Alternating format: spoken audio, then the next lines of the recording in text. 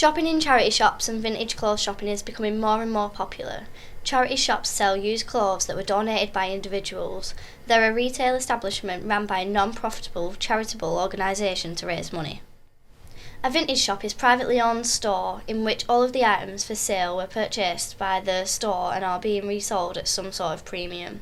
The store can get their merchandise from any number of sources, but the most common source is a rag house through which they can purchase large bales of clothing. More students are turning to charity shops as a way to treat themselves on a budget. Although vintage shops may be slightly dearer than charity shops, the vintage clothes style is definitely making a huge comeback in fashion. Located in Middlesbrough Town Centre, Baker Street is collectively unique and home to an emerging and growing collection of truly British homegrown independent retailers and service providers, including vintage shops such as Vintageous Rags, Dandy Boy, Disgraceland and Fawn. Today I spoke to Natasha Marshall, a Teesside University student who shops in vintage stores.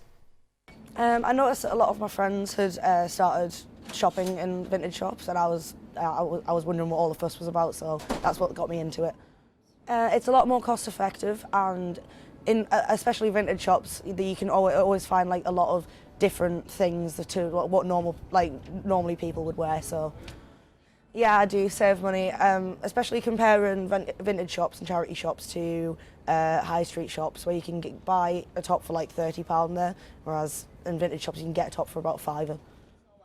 Yeah, I definitely do. I think it's definitely coming back into fashion now, and especially for students, it's a good way to look good but on a budget.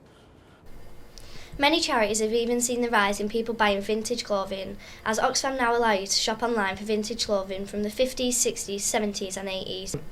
Oxfam launched its vintage section online and saw sales through its website shoot up by 400%. Being embarrassed about shopping for bargains is definitely a thing for the past. This is Jade Baxter reporting for Teesside University.